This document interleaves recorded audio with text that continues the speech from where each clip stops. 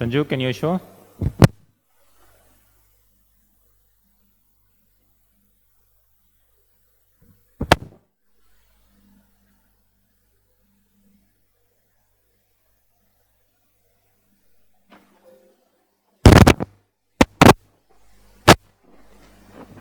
Can you tell me what evidence you have given broadly?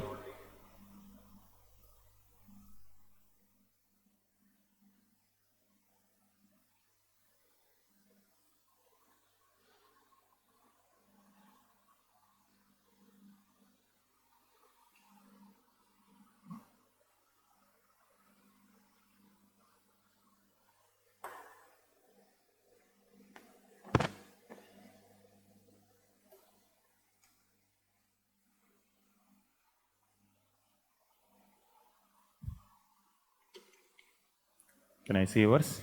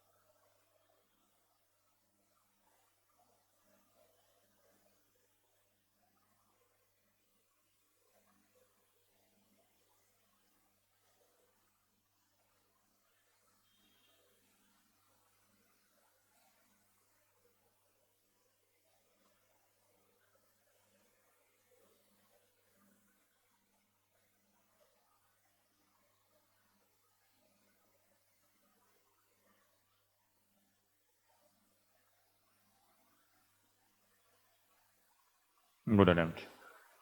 So you brought some evidence also. Sanju, just can you give broadly what evidences you brought?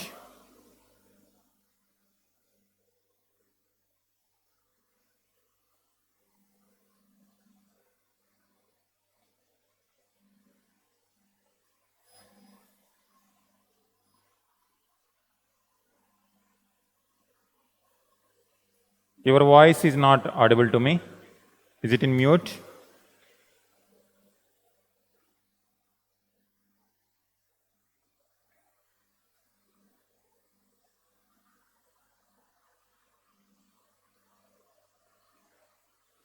All right, just can you show me your copy?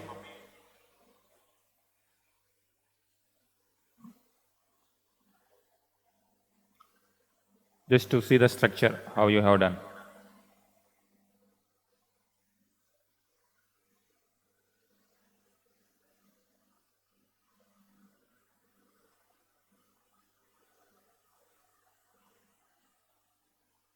Okay.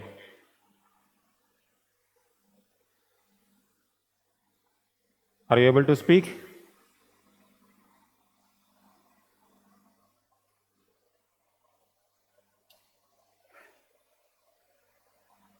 Okay, then let me just give you the broad idea. Same thing, whatever we have done.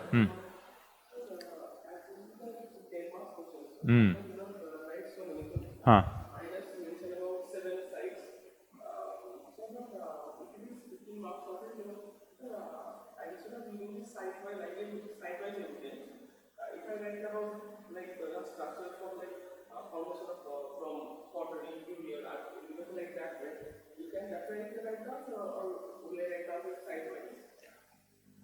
You can go two ways. One is site-wise, another one is theme-based.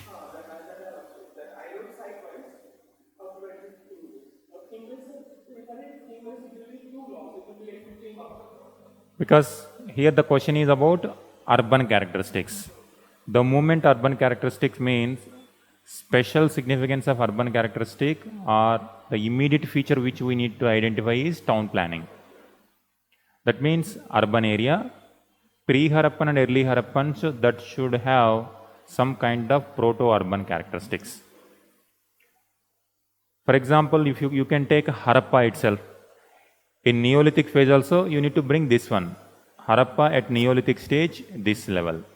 And in early Harappan stage, it improved. And by mature level, that continuity reached the peak stage of man. So town planning. That's why you are going to use only one sentence or two sentences likewise. So town planning, we have got the evidence like this. Then industrial activities is another significant feature of mature Harappan stage.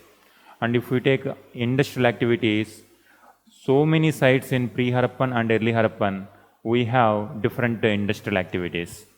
Clay-based terracotta models, stone-based different type of stone, metal-based copper usage. Likewise, it entered into the Bronze Age also by the time period of mature Harappan stage. Then trading networks. Already trading network, even during early and Neolithic stage itself, there were trading networks.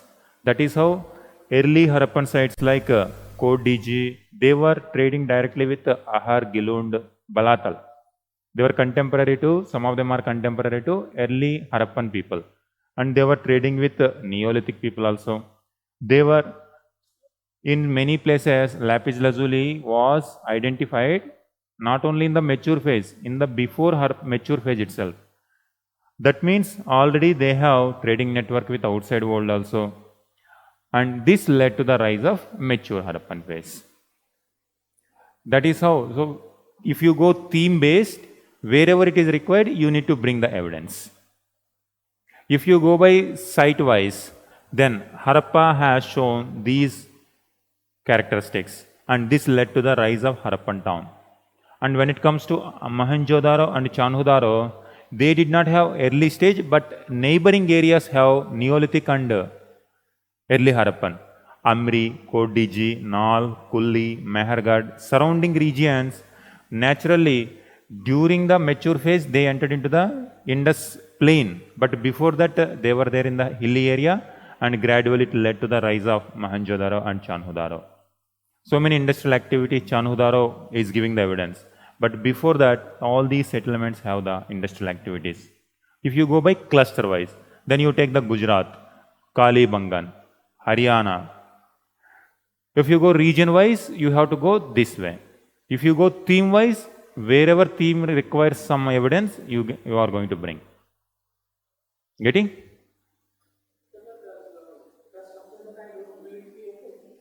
Structure is fine. Structure is fine only when it comes to the evidences. This is the way you can project your evidences. Yes, you are already brought. Kulla, Nali, Nal. So you have already brought. Fine. Sanju, are you getting idea how you need to handle this type of question?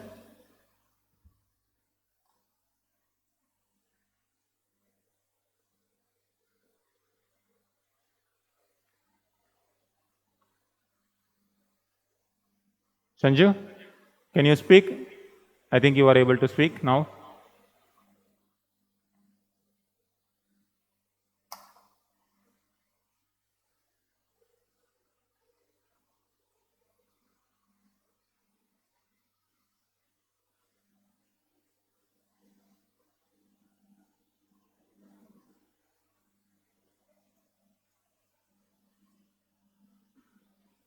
Now could you get how to think about this structure?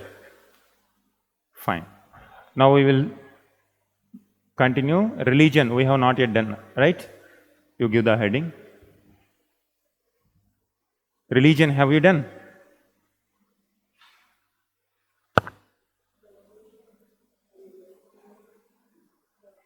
Town planning is done. Agriculture done. Industrial activities done.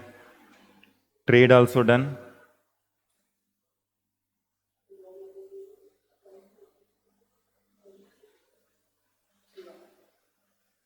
Religion, we are yet to be done. All right. So first I will explain, then I will give you the notes. Now when it comes to religion, these are the major centers: Harappa, Mohenjo-daro, Lodal. I have taken different regions, one example. Now when it comes to religion, you just link with Indus Valley people, with Vedic people. When it comes to Vedic people, they were the nature worshipping, like god Indra. Indra was the first priority in early Vedic period. Then Agni, then Varuna, different. They have given the nature, it is called personification of nature. These elements we could read from Vedas and we could understand that they were worshipping these gods. But when it comes to Indus Valley civilization, we don't have any such names.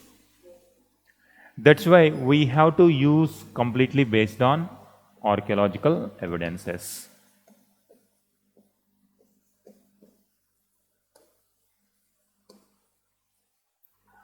And two significant archaeological elements. I will give you the notes, first you listen.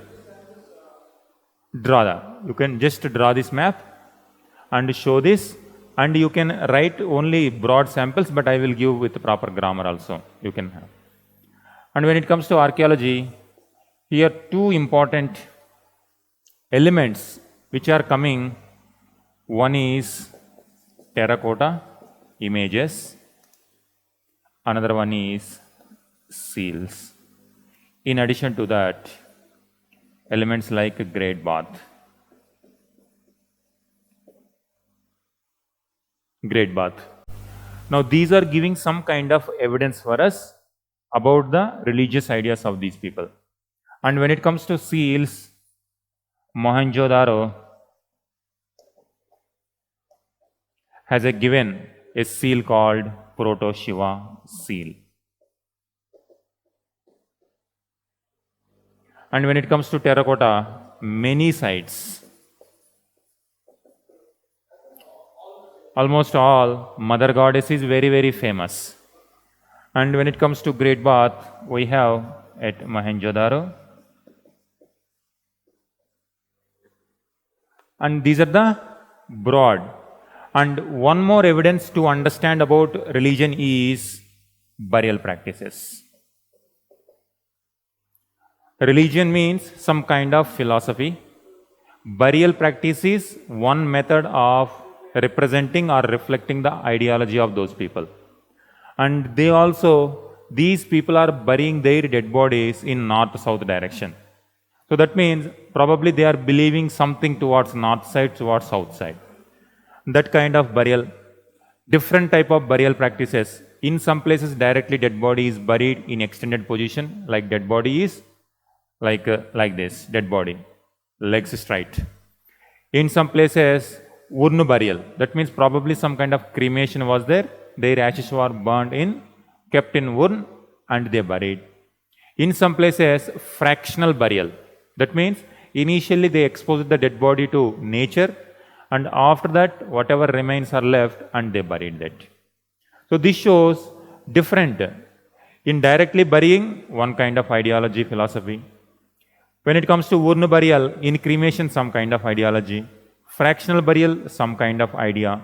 This shows some kind of religious beliefs of Indus people.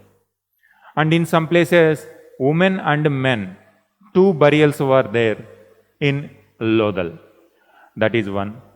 And in some places like Kalibangan, sacrifices or fire altars also came. So when it comes to another one, fire altars. This is another significant aspect to understand about the religion of people.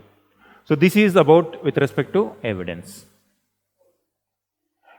Now if we categorize it, they worshipped human worship in the form of mother goddess, female and male, giving evidence of Proto-Shiva, human worship. Next, animal worship.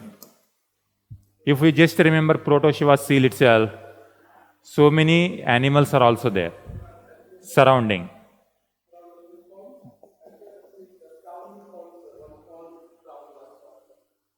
Horn crown was also, so like that, tiger, rhinoceros, cattle or buffalo. Example. Then tree worship. People tree is very, very common in terracotta images. And in one of the images, there is a tree and 7 people are worshipping in front of the people tree. And some archaeologists give the meaning that these 7 people might be Saptarishi. Saptarishi is very important tradition after Vedic time period. So this is one kind of, we don't know whether that is Saptarishi or some other meaning, but at least showing that the people are giving importance to the tree. So this is how, because unless we identify the script, because script is like a very, very important phenomena. If we understand that, suppose Dholavira is containing 10 elements. Suppose if that name, if it represents some kind of name, then if that name, is it reflecting the Vedic name or something else, we can understand. And suppose if it reflects somewhat closer to Vedic name, that means Vedic people must be having direct relationship with the Indus Valley people. So it could be. So much before Vedas, if the similar ideas are there in Vedic means, definitely Harappans have some kind of relationship with. So this entire theories will change once the script is deciphered. But as of now, we don't know exactly what does it meaning also, we don't know. Script, for example, here Proto Shiva with the script is also there. And suppose if that name, if it is a name after deciphering it, if that is giving the name like Shiva, that means Vedic ideas in Harappa itself. But if it is some other name, or if that name is somewhat related to Mesopotamia, we don't know. Or whether it is somewhat related to the Deccan names, whatever we are using today, we don't know. Only we can identify whatever the names or whatever images, names we cannot identify, we cannot read, only images are the reflection point. Human worship, animal worship, tree worship, and in some places, it seems they are believing ghost also. That's why there are some artifacts like amulets. These amulets in the form of terracotta, artifacts with stone, they were using like amulets, probably to ward off evil beliefs. That is also, that shows probably they are believing in some kind of ghost practices. So these are different ways of worshipping. This is the evidence. And now initially the person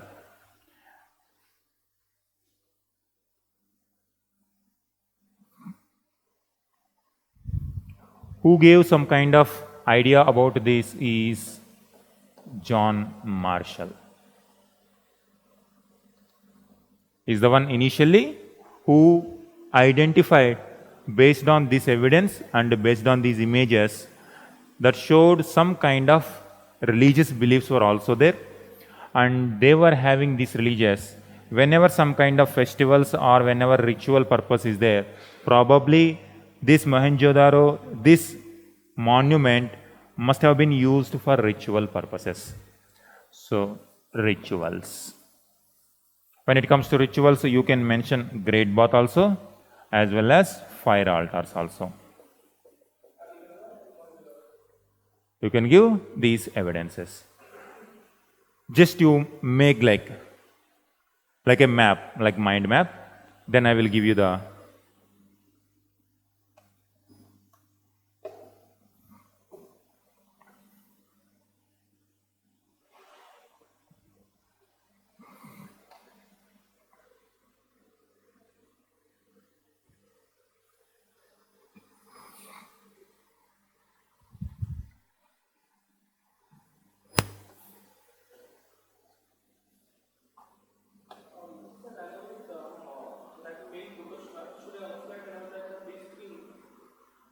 Proto Shiva. Priest king also, yeah. Human. So some kind of priest head from Mohenjo-daro. So this is directly related to rituals.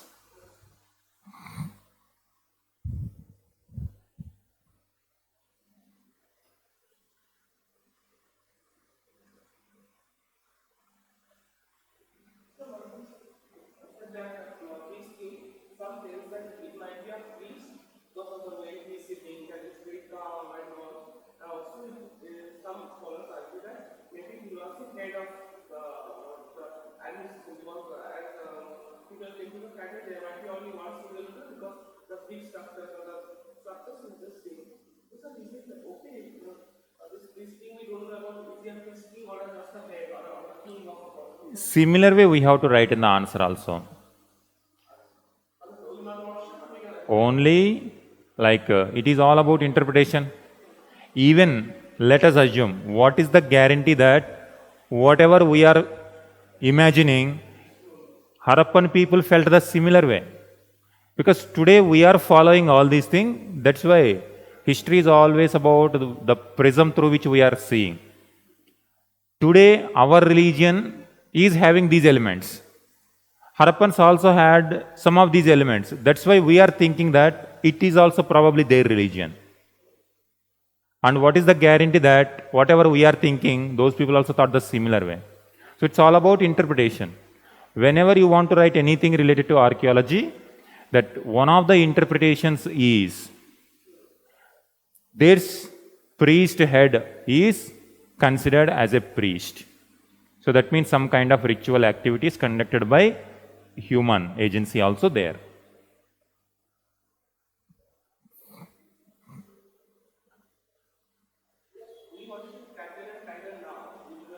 We don't know, because we are seeing similar elements there. That's why we are, in fact, we are attributing our ideas to Indus Valley people.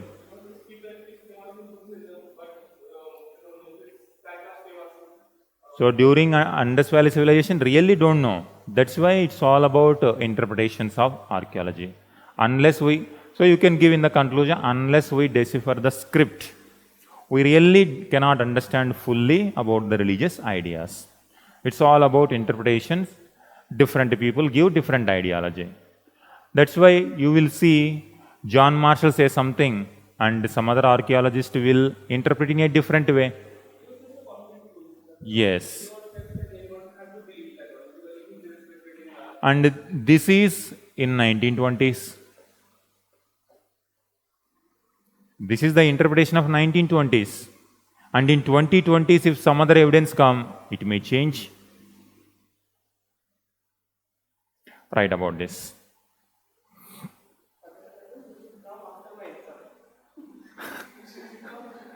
No, it will. These developments are very, very slow. It will not happen suddenly.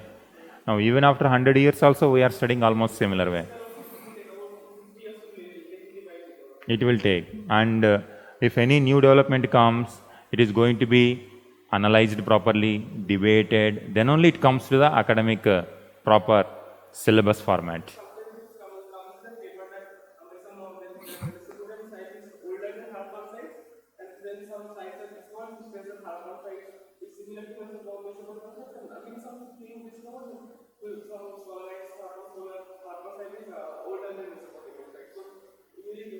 Yeah. Unless it comes to our academic areas, we need not to worry about it at all. All right. Now you keep writing these sentences.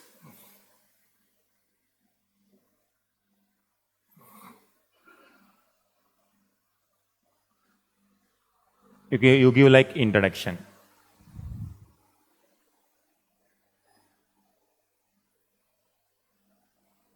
The basic elements of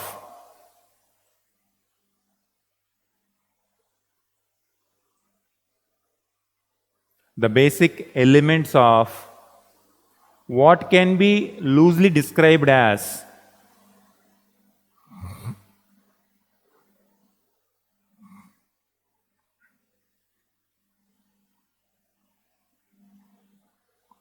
what can be loosely described as, in single quotation, Harappan religion. Harappan religion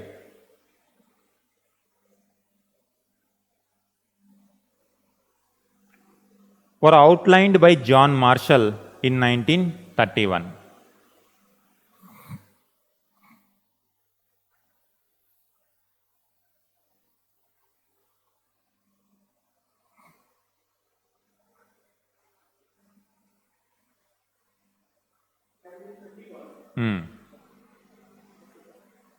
Because 1920s excavations were going on, later studied, and after that they gave.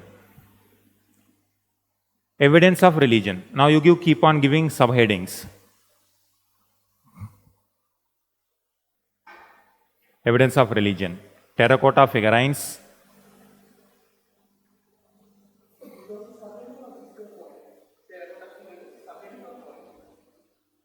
Points, bullet points. Evidence, and under it,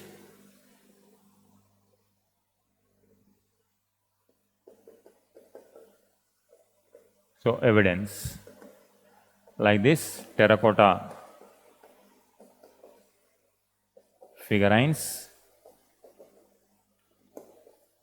seals, great bath,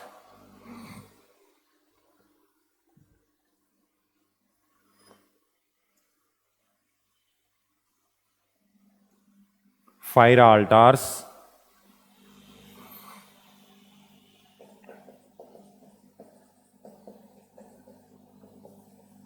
burial practices.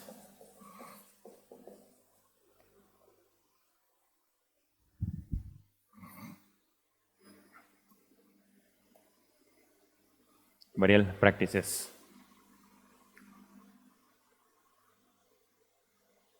Nature of worship.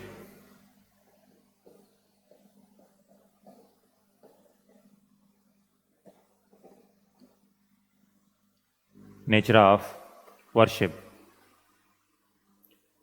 From the evidence, it can be inferred that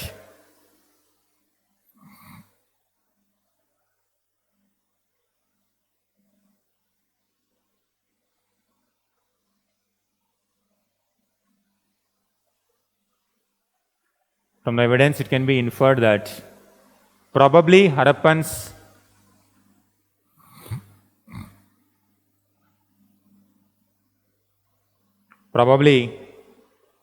Harappans were focusing on household worship.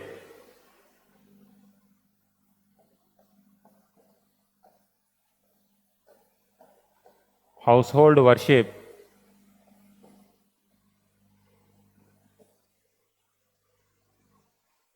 with domestic rituals. With domestic rituals.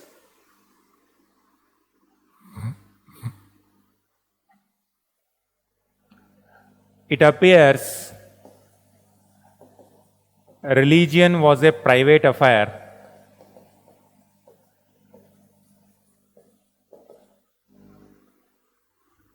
Religion was a private affair. As there was no evidence of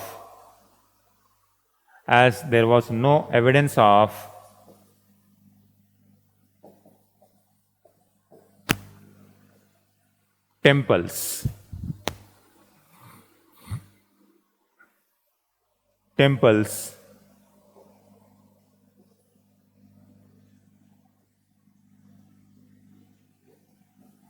and priestly class ruling. There is no evidence. Like Mesopotamian civilization.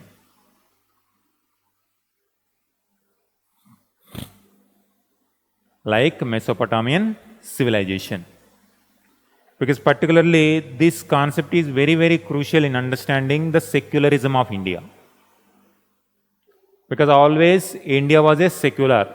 To give that, this is one evidence. So you give this point also. This shows the secular nature of, last point under this, nature of worship. This shows the secular nature of Harappan people.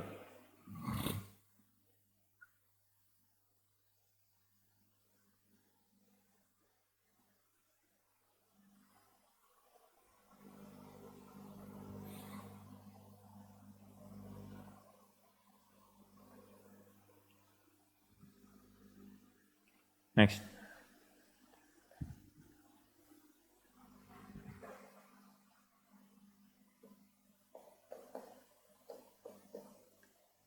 Objects of worship.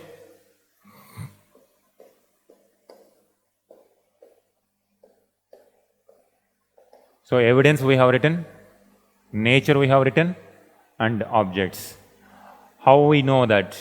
Through which objects? Mother Goddess.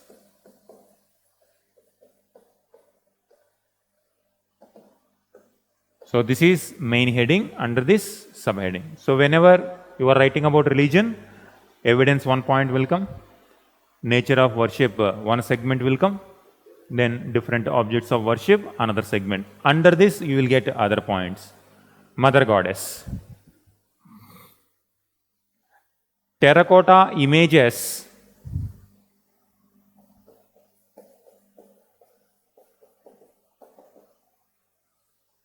Terracotta images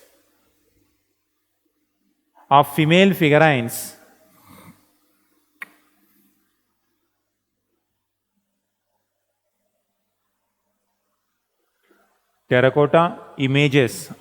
figurines were found in large numbers.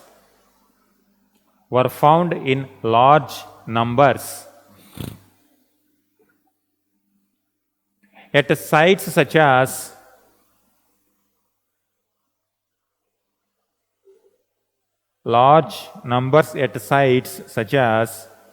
Harappa, Mohenjo-daro, Banwali.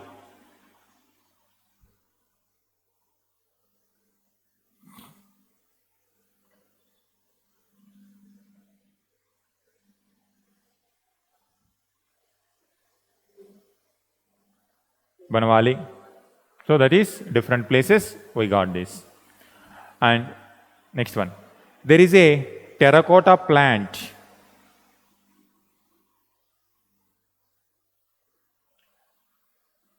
There is a terracotta plant growing from the embryo.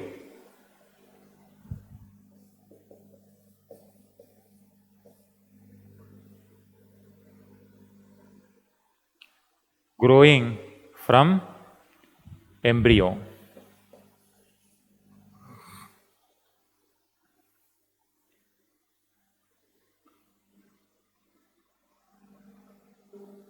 It shows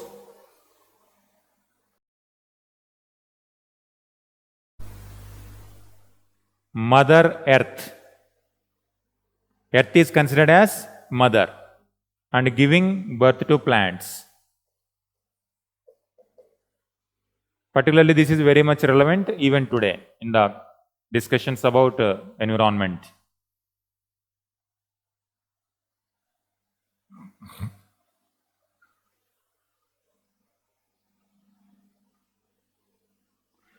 Next one, male god.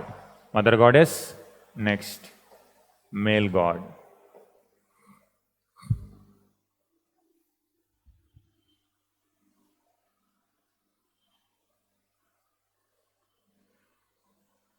A seal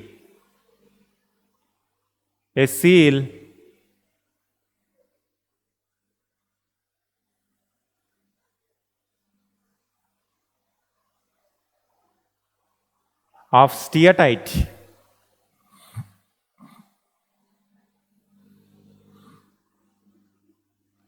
discovered at Mohenjo-daro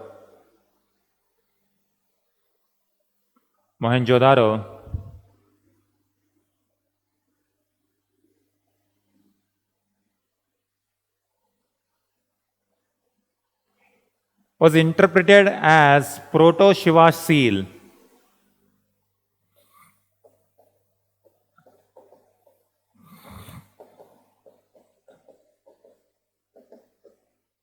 was interpreted as Proto-Shiva seal by John Marshall.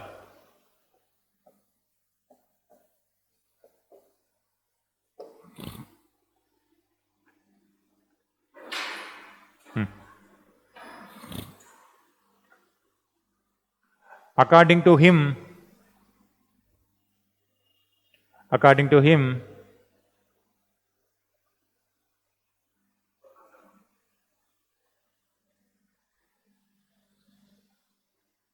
the male figurine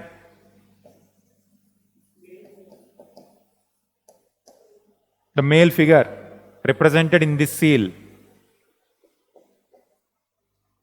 the male figure represented in this seal, possibly a predecessor to Hindu deity Shiva. Possibly a predecessor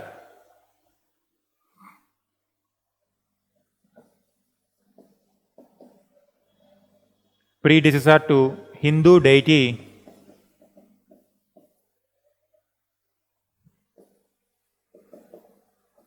Shiva. Because the qualities like, continue. Because the qualities like yogic posture,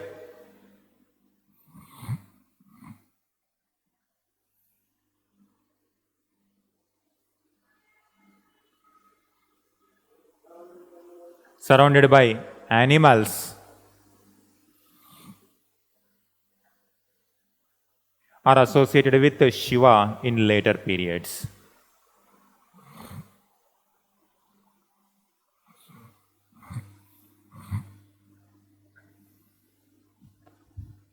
Later periods.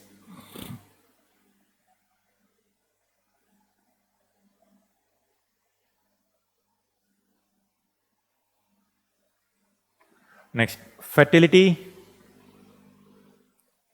organs. Mother goddess, male god,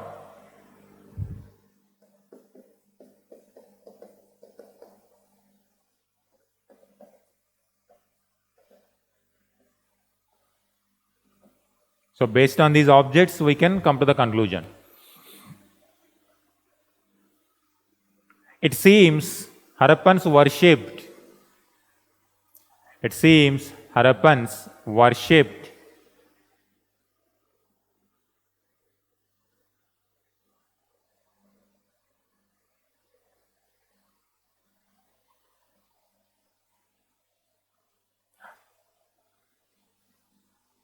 male and female creative energy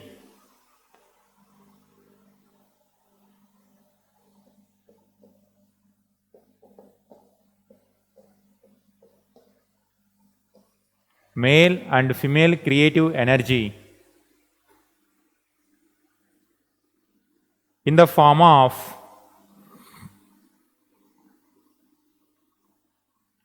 genital organs.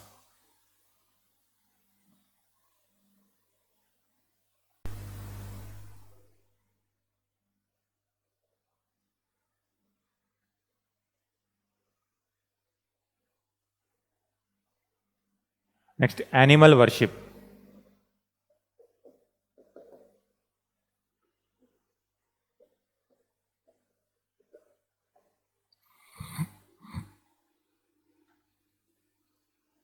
A variety of animals depicted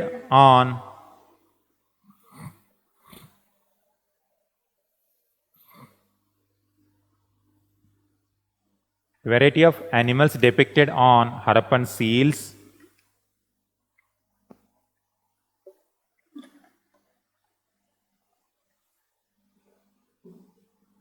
terracotta images,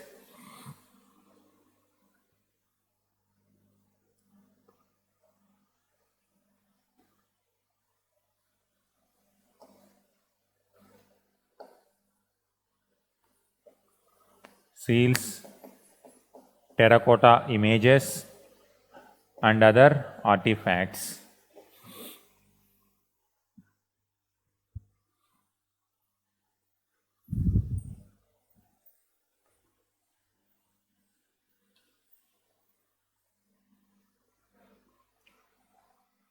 There was a mythical animal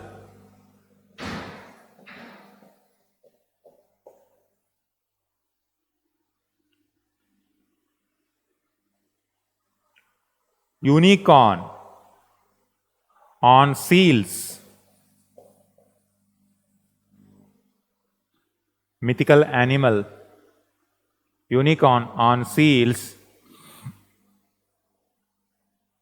suggests the religious or mythological significance.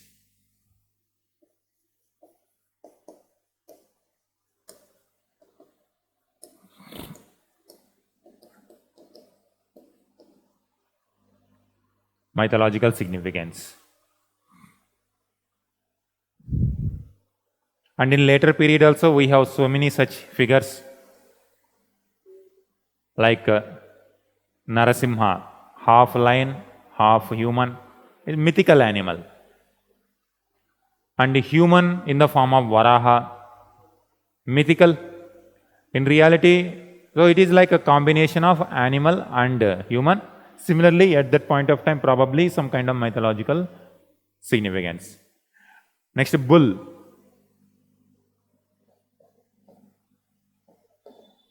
Animal worship. Steatite bull images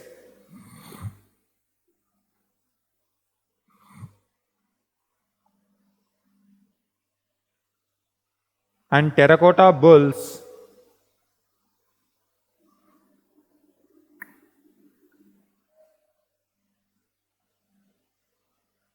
steatite bull images and terracotta bulls often appeared in Indus sites.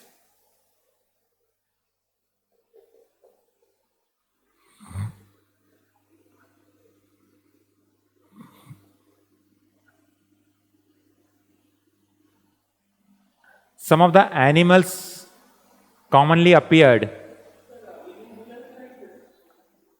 Next point, bull is done. Unicorn we have given 1 point, bull we have given another last point. Some of the common animals which are depicted are elephant, rhinoceros,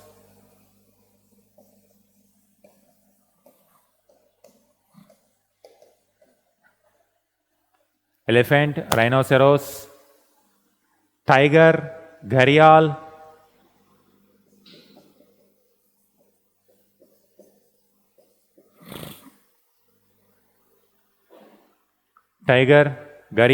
snake, etc.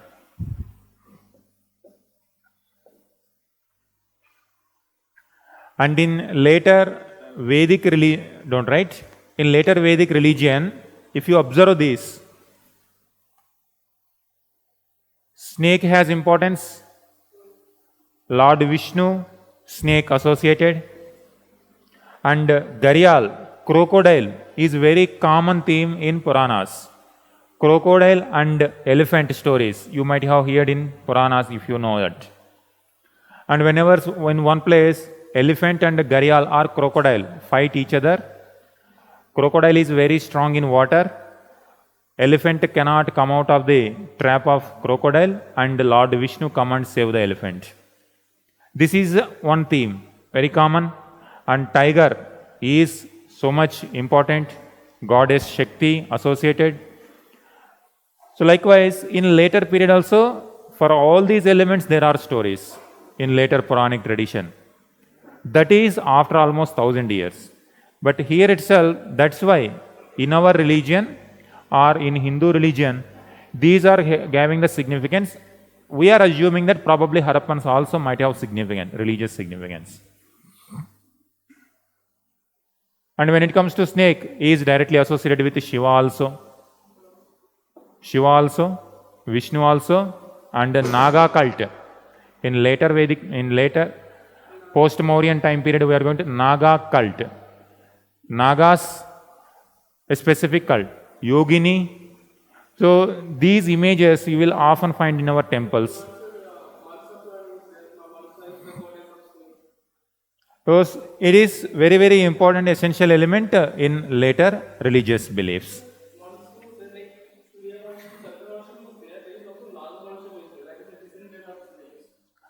Yes, it is there. So that shows the importance of this animal in the religious life. Next, animal worship is done. Tree worship.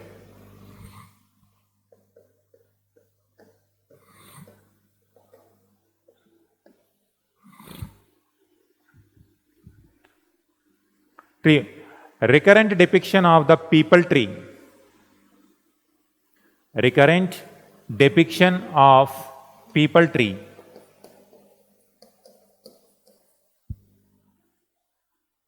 Recurrent depiction of people tree, suggesting its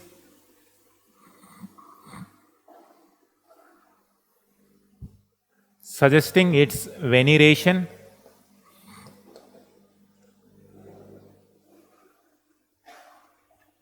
and possibly the existence of tree spirits.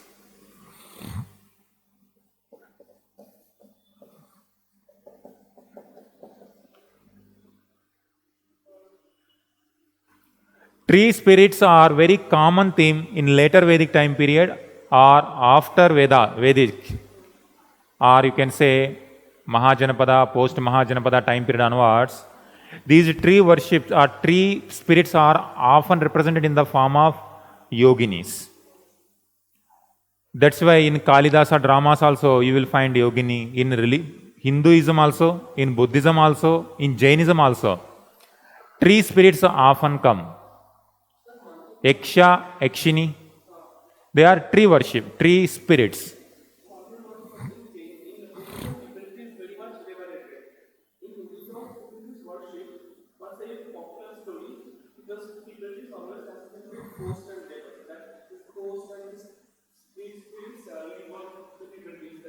Yes.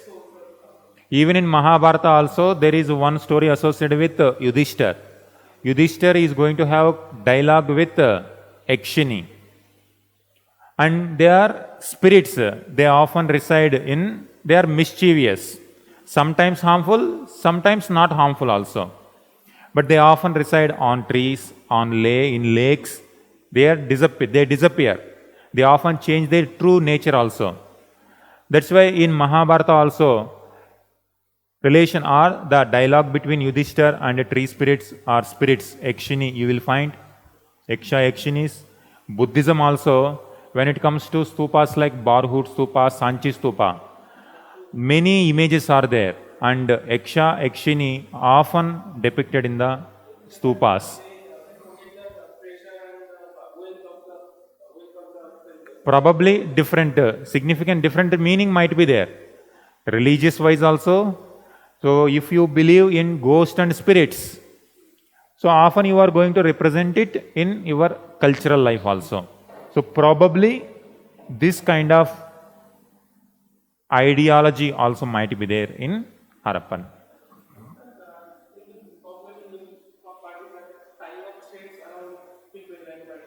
Yes. People tree and neem tree combination. Next, amulets.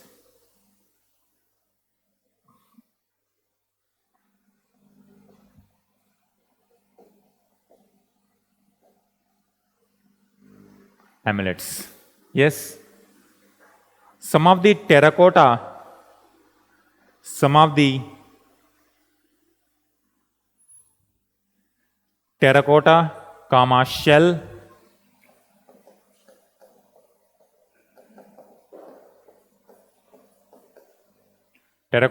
shell, faience,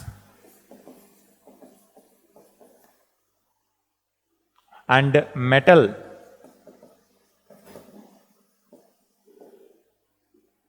tablets may have been used as amulets. And today also we are doing the same thing.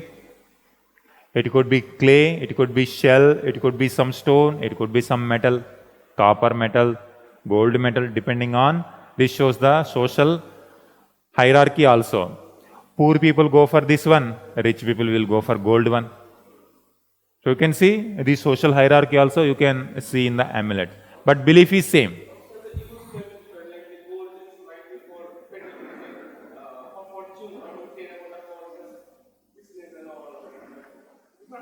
Could be different utilitarian purpose. Okay. So depending on the requirement, these also will change. Depending on the richness, also they will change. These will. Next one. Their motives such as swastika,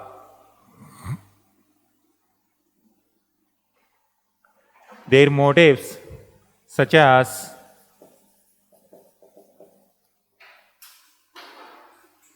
swastika may have been associated with a protective functioning. May have been associated with a protective functioning or auspiciousness.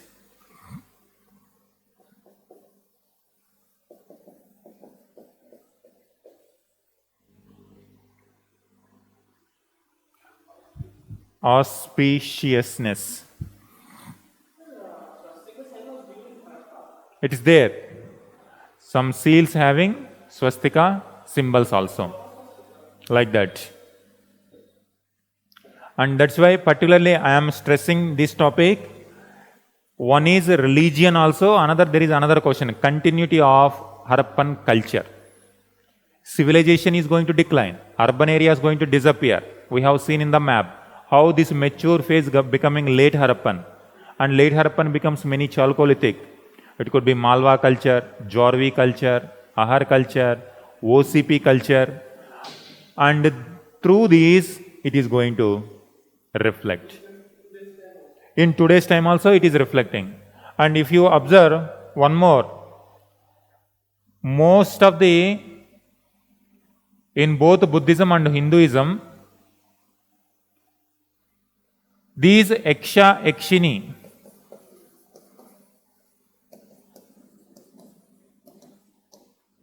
Yakshini, these spirits and the beliefs are mostly associated with Madura, Madhya Pradesh region. Madura and Madhya Pradesh.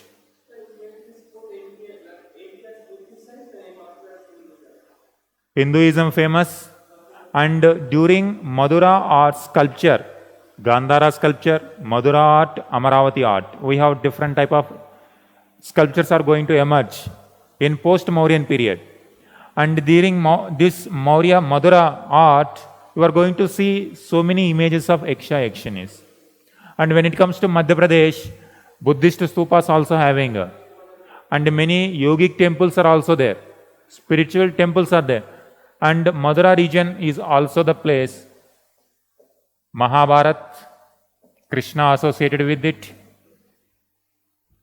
and Buddhism also. So this is the later time period, in historic time period. Now if you observe this, this is also the place, this is mature Harappan, and this mature Harappan later declining, they are going to migrate to these areas. These areas and these areas, and it is going, we are going to see in the form of ochre colored pottery. Before that, late Harappan. They are so overlapping that some archaeologists even considered OCP and late Harappan pottery is not different. It is only degenerated form of Harappan. But some scholars suggest it is a different pottery, different pottery. That means these are different people, these are different people. But these ideas enter there, and later black and red ware, and later PGW. PGWs are Vedic people. Now these are Harappan ideas. Whatever ideas we are talking, these are all Harappan ideas. Now these Harappan ideas entered into the late Harappan. Late Harappan people gave it to OCP people. OCP people gave it to BRW, BRW people gave to PGW, and PGW have already some other ideas, and by the time it come here, you will see the mixing of both Vedic ideals and Harappan ideals. Both will mix here and it will enter. Now that's why you will find in later Vedic tradition, Atharva Veda. Atharva Veda has many ideas of non-Aryan ideas. And who are these non-Aryans by that time period? These people. And if we go a little bit forward, already here we have Mesolithic people and later Chalcolithic people. Chalcolithic people. One example is Munda tribe. Atharva Veda contains some of the elements of Munda language. So this is how in each and every geographical area, already some old people are there. When new people come, interaction takes place, exchange of ideas takes place, and commonly a new type of culture emerges, and that culture is passed on to the next generation. And this is a continuous phenomena for the last 4,000 years in case of India. And this is what you have to write in your answers, how this interaction is happening, how India is surviving these traditions.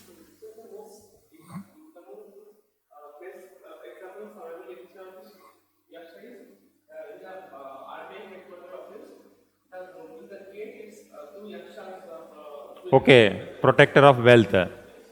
Oh, it shows protector of wealth. So that belief now you can see. And this Madura is, as you brought trade, this is very, very important trade connecting point. It connects with Northwest, it connects with Madura is very important trading center. Because on one hand it goes here, on one hand. Silk Road also, one branch of Silk Road passes through this. Trading is very, very essential. It is one of the important trading spots.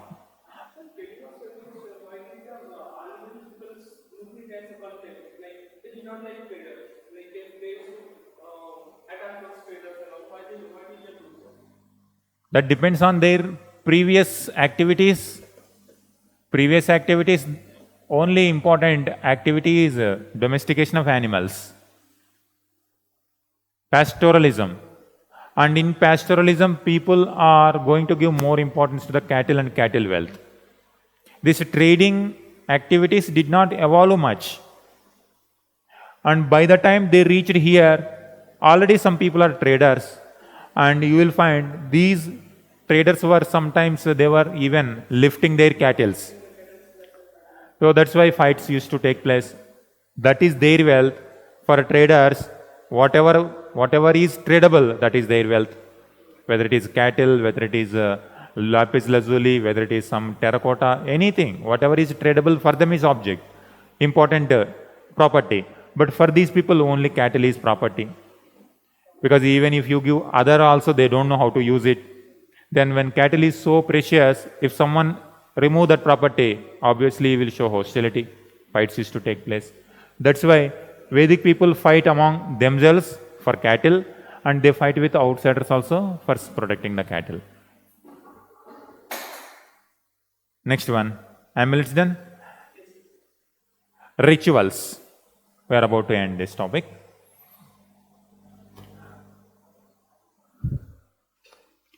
Because this particular is very, very crucial for art and culture also. That's why I'm stressing more about this. Rituals.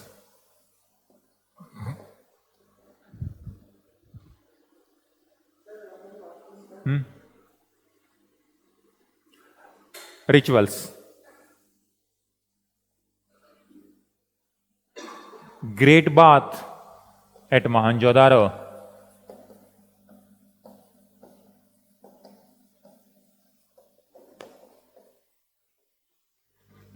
Great bath at Mohenjo-daro.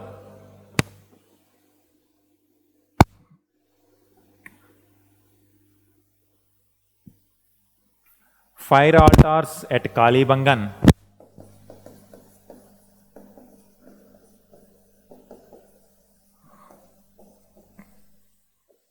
Fire altars at Kalibangan. A triangular terracotta cake at Kalibangan.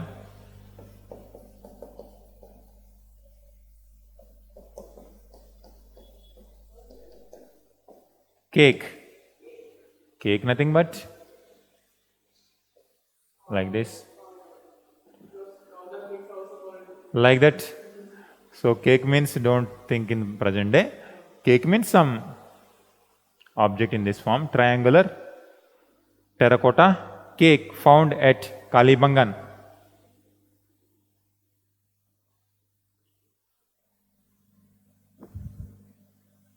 With images.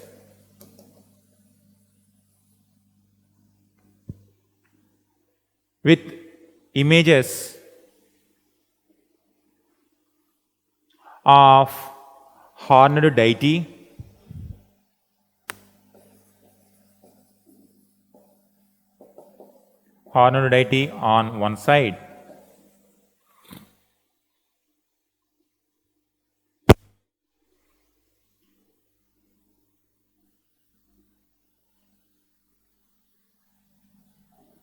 on one side, animal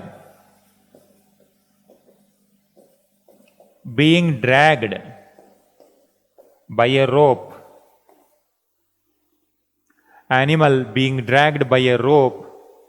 on the other. Dragged by a rope on the other side. So this shows on one hand horned deity is there, on the second side animal is being dragged. That means it could be chariot, or this for horned deity they are going to sacrifice this animal. They are bringing the animal to give sacrifice to this horned deity. Dragged. So dragged by a rope. Great bath, fire altars and triangular terracotta with these images. Horned deity on one hand, animal being dragged. This one.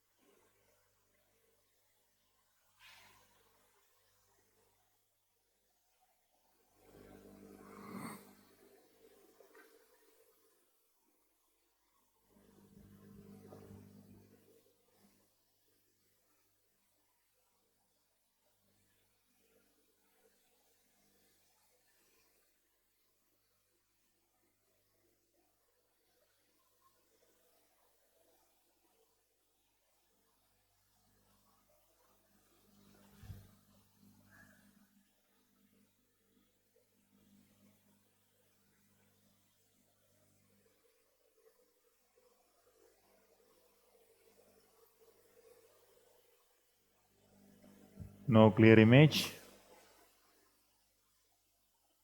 Terracotta means this one, cake means like this. Just one terracotta object.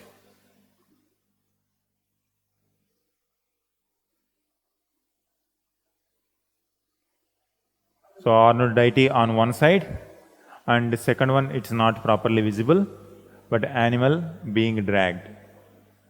So this way, in this format. Okay. Suggest ritual practices during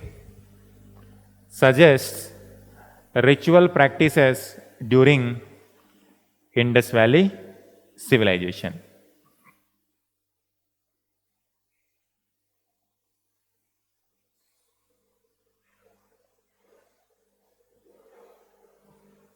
Rituals. No temples. Next subheading, no temples. However,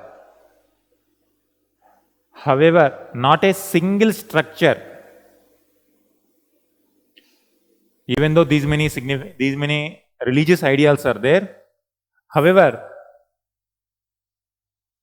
not a single structure found at any Harappan site, not a single structure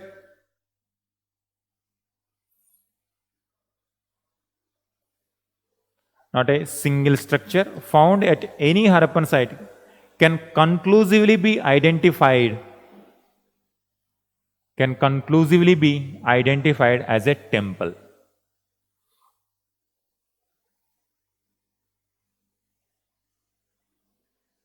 No temples.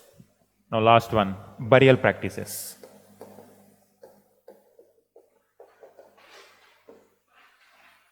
Burial practices. Harappan cemeteries have been located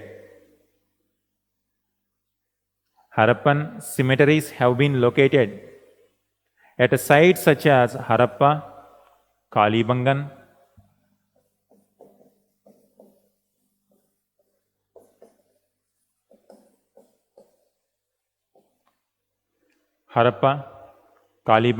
Lodal,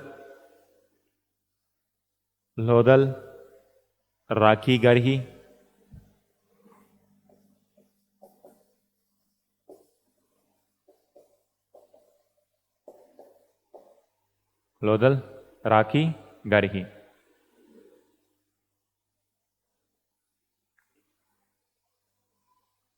Harappan cemeteries have been found at sites, full stop.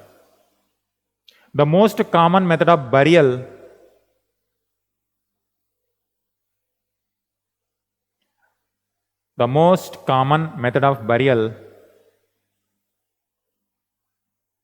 was to place the body in extended position.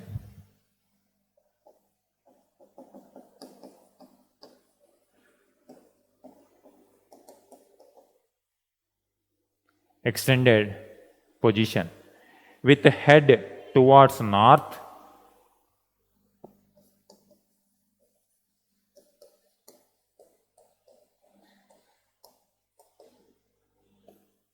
legs towards south.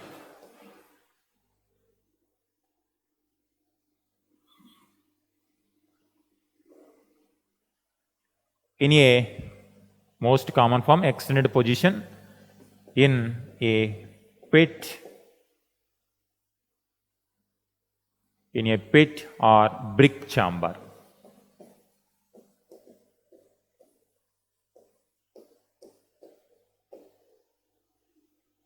In a pit, digging the pit and putting it, constructing brick chamber, putting it.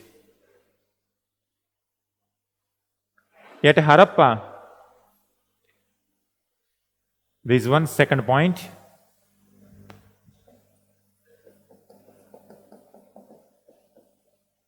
At Harappa,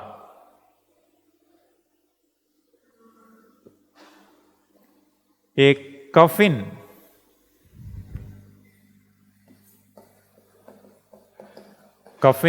was also discovered. That means one method without coffin and another method is with coffin.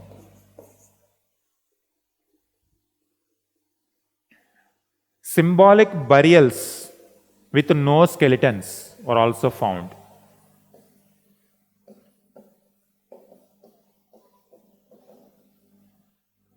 Symbolic burials without skeletons,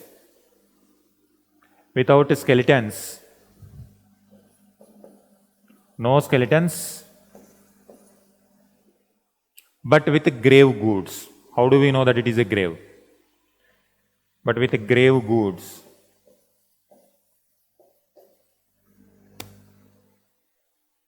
Brick chamber, coffin burial, symbolic burial, no skeletons but with grave goods, were also practiced by Harappans. Evidence is Kalibangan.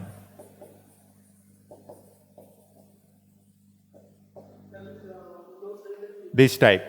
Symbolic burials evidence is from Kalibangan. Next,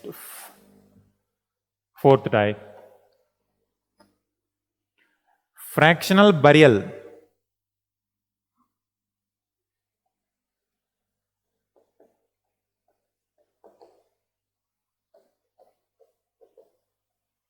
Fractional burial were found at Harappa, Mohenjo-daro.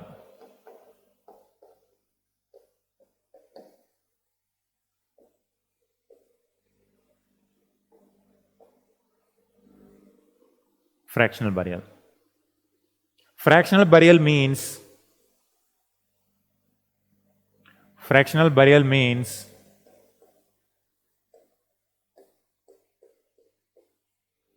body exposed to the nature,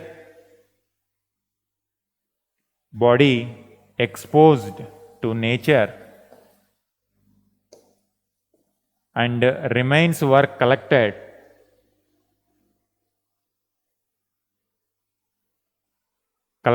and buried.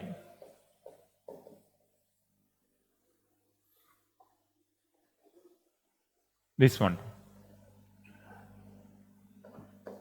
Urn burial.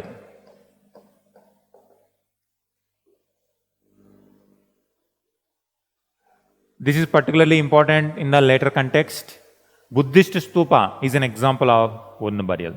Buddha was cremated, and according to the tradition, after the cremation of Buddha, the remains they have taken and they have collected and given to different people.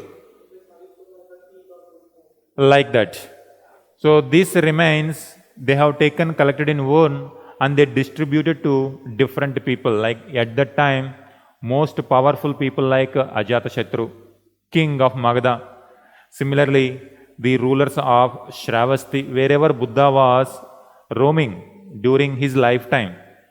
And in all these places, these remains were sent to those people, and those people created some kind of memory to Buddha.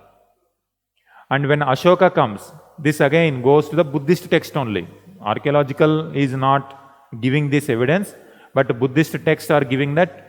Later when Ashoka came, he collected some of these, and again he used the same remains to construct 84,000 stupas. But whether 84,000 stupas are there or not, we don't know. Even though it is an exaggeration by the Buddhists, because they want Buddhist text always highlight Ashoka's contribution.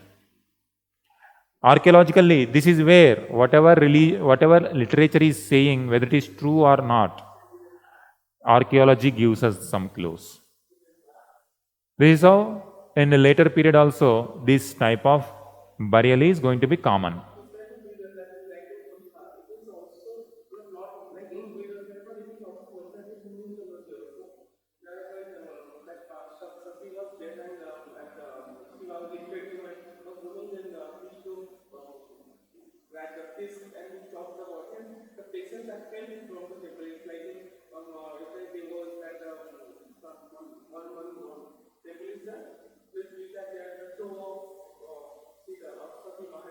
Okay.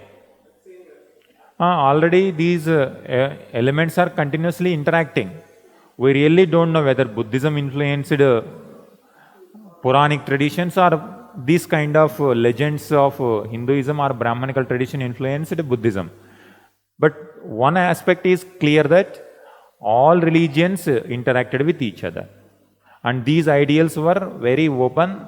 At outward appearance, it appears they are very enemy to each other. But gradually, for the common people, they don't know whether it is Vedic religion or whether it is Buddhist religion. So once people started coming, remembering them as common legends, it becomes Indian theme, not any religious theme. It becomes an Indian theme. So that is how the unique Indian culture is about to emerge in this format. Urn burial. Mohenjo-daro, Harappa. Urn burial. Harappa and Mohenjo-daro. Because initially these two are the very largely excavated sites. That's why most of the evidence we get from Harappa, Mohenjo-daro. Yes. Give the evidence of urn burials. Suggestion. Urn burials. Give the evidence. It suggests cremation.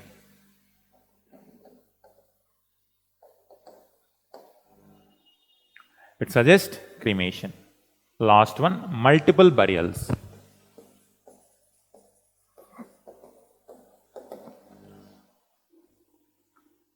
At Lodal, multiple burials of men and women were discovered.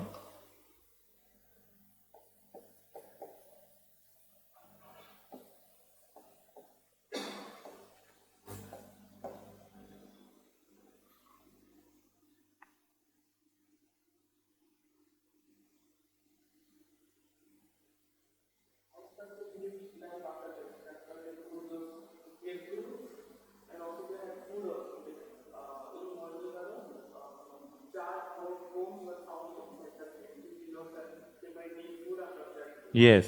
So that shows the religious belief behind.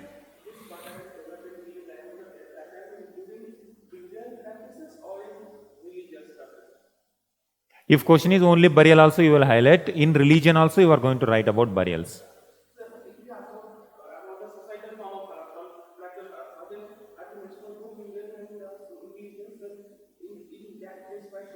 When it comes to socio-cultural life of Indus Valley, religion will come as part of culture.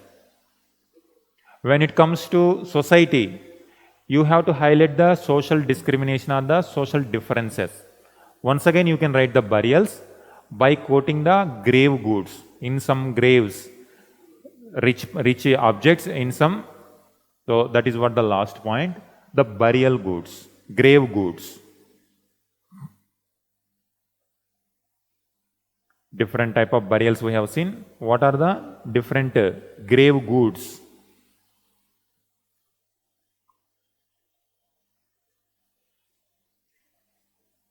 Grave goods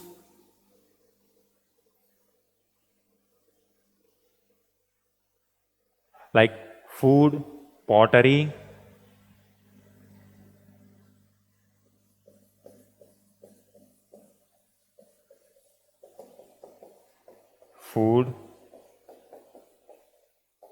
pottery, tools, artifacts, ornaments,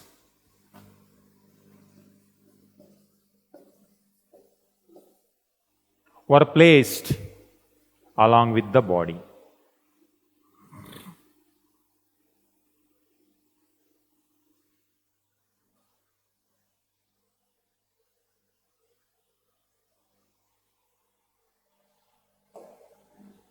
So this is what.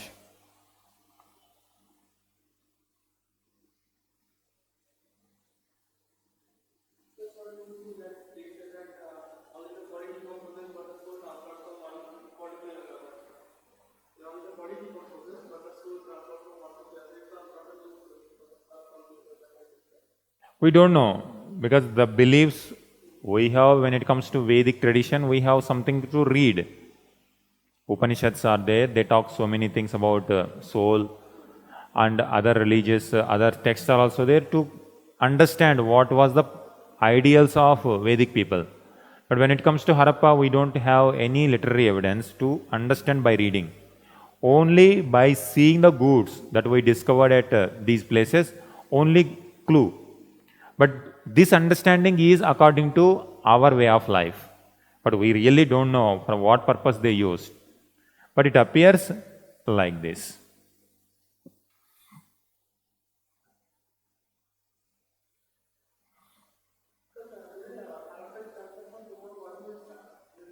Tomorrow we will see decline, and that decline will enter into the Vedic.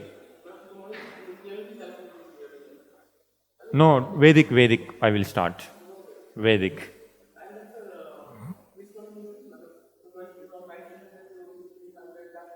1900 to that part, after doing early Vedic, I will continue. Because once we do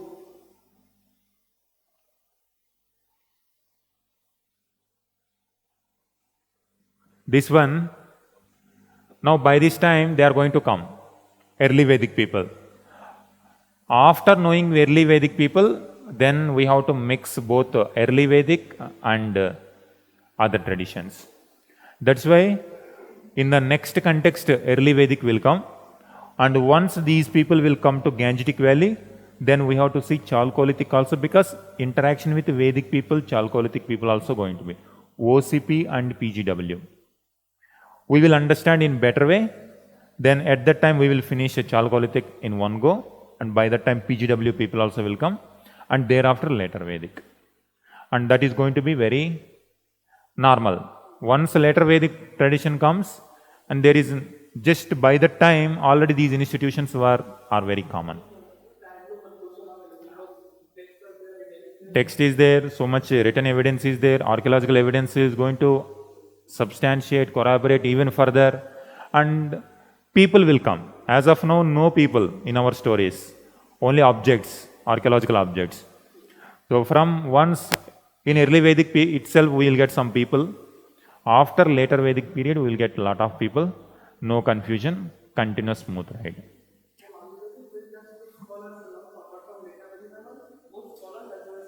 Yes, people. People are going to come, more and more people.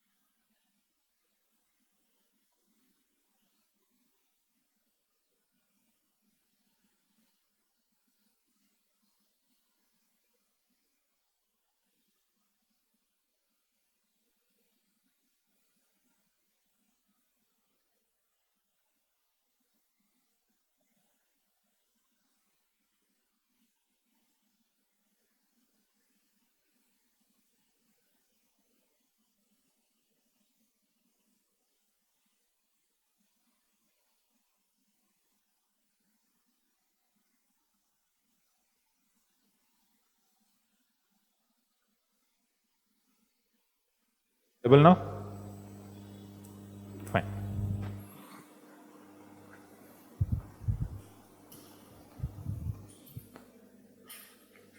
Just we are going to write the conclusion. Write the conclusion.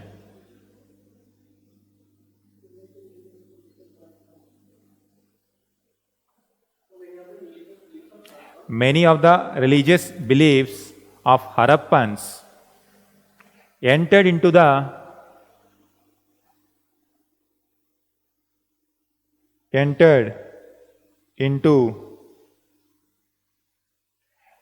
cultures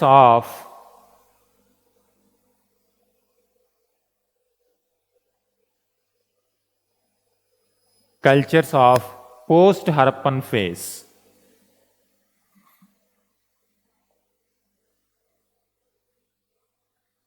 Post-Harappan phase.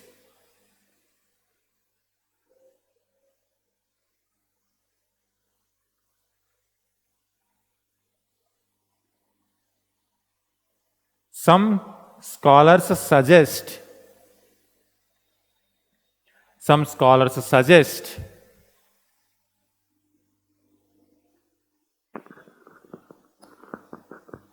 that elements of Harappan religion were incorporated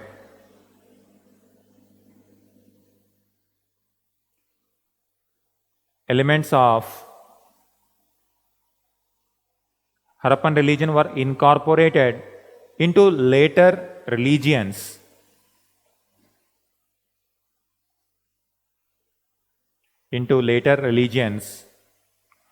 While others argue that connections are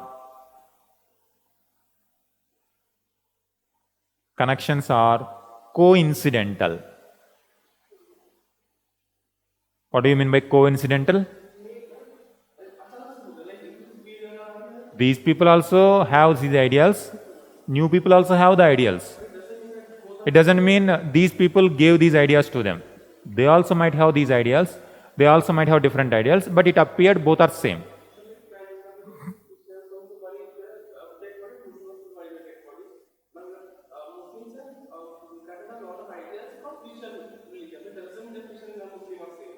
Okay. So coincidental. So it appears like two different culture may have similar kind of idea, but need not to be connection. Coincidental. Again, some say it is a continuation, some say it is coincidental.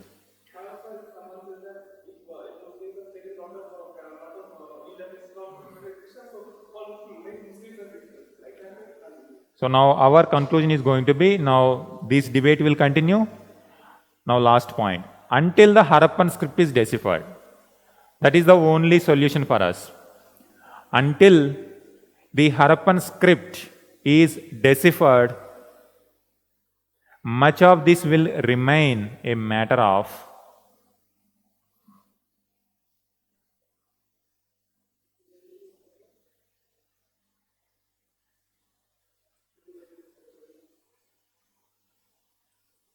a matter of interpretation and speculation. So different, tomorrow if you study very deeply about Harappa, and you will bring some new interpretation. And some other person, even more with more latest technologies and some other new interpretation will bring. Until we read script, this interpretation is continuously goes on.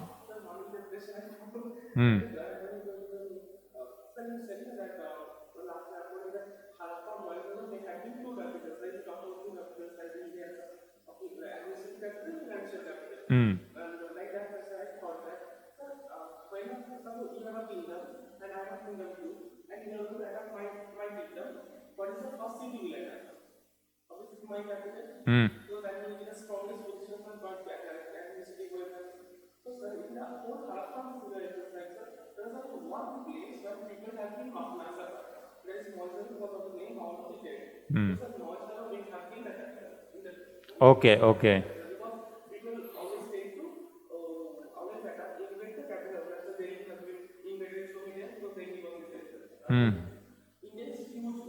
Okay. So Mohenjo-daro is the first capital. Okay. Your interpretation?